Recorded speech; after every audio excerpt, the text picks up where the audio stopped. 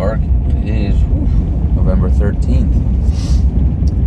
And as I drive to the farm this morning in the CRV, as I still do not have my van for the farmers markets, it's becoming a pain in the butt to haul coolers, but it's the idea that is sparked regarding the shortages of things right now. And for me, it's the ability to get a new van because there's computer chip shortage, labor shortage, component shortage, no shortage of bullshit, that's for sure.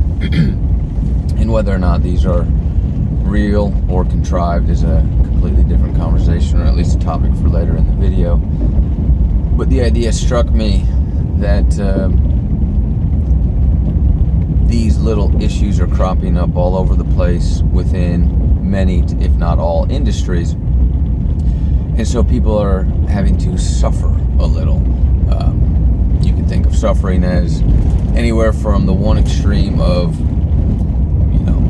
absolute physical torture, whether that's or mental or emotional, to just not getting exactly what you want. If you're 1 degree off of your normal life, you might think of that as suffering. So you order something on Amazon, it takes 3 days instead of 2 days. Are you suffering? No. Have you been inconvenienced? Hard to say. That might be subjective. Have things changed that are less desirable? Yes. Okay. So in that totality of understanding of what suffering is, we are equally reminded of the notion, how do people bring themselves to change? Why do people change? And there's kind of 2 options. One is the path that most people seem to want to go down throughout history, and certainly in our current situation, and that is through suffering. How much will people endure before they finally say, I've had enough, and I'm finally going to do something about it? The other path is where you, of your own volition, decide to start making changes so that you can avoid the suffering. See, the difference between the first and the second is, this is what I call the dessert first mentality, which is, this is not just America, but since this is where I live, that's the country that we'll use as the example. And most of us, all but a fraction of a percent, are living in the dessert first mentality, in the regards that until things get really bad specifically for them, they will continue unabated in their life and they won't ask for change. So, as I brought up this example, I'm waiting for a van. Luckily, that's not what it's taken to wake me up to what is really happening in this world.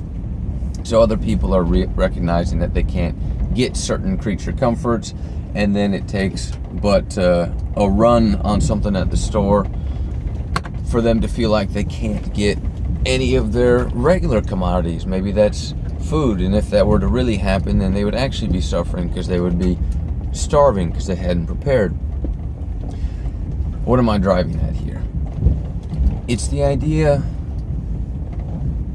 that we have the ability to avoid this suffering if we are willing to put in the effort and the work before this occurs. But so few people are. And that is why ultimately we're controlled to such a large extent. You see, if people aren't willing to recognize what is happening, start reading and learning and educating themselves, then they're going to be unlikely to want to put in the effort until it hits home. And at that point, it's going to be a little bit too late. A big part of what my work is and will become is trying to educate people both to what is happening, and interwoven into that is motivate them with this desire to learn. It is only through the reception of information, the download of information, the input of knowledge, however you want to think of it, that we will progress in a positive way, that we will evolve holistically, that we will make positive, effective change. I mean, fill in the blank however you want. This is the trivium: input, analysis, output, or grammar, logic, rhetoric, however you want to think of it, knowledge, understanding, wisdom. This is the basis of learning, but more than that, this is the basis of growth. And you see this tip of the iceberg with physical items not being available. If it was a real shortage, where something were to happen outside of the machinations of man, let's say for whatever reason a wildfire wiped out all the paper production, and that led to a real shortage of toilet paper, just a what if. That would be a little easier to wrap our heads around, and the solution would be a little more obvious, and we'd probably have a better collective, in this case a positive collective sentiment on the solution. Instead, everyone is starting to be inconvenienced on a very small scale. It's just the tip of the iceberg in terms of what it's demonstrating is happening in regards to how things are being manipulated. So once it gets to the point where it seems really, really bad, it's probably going to be too late. If people would only take this opportunity to recognize that something else is going on, then they can avoid this dessert first mentality where they're just going to want the good life until something really bad happens. Why do I feel like this probably won't happen? Well, our current predicament showcases it spectacularly.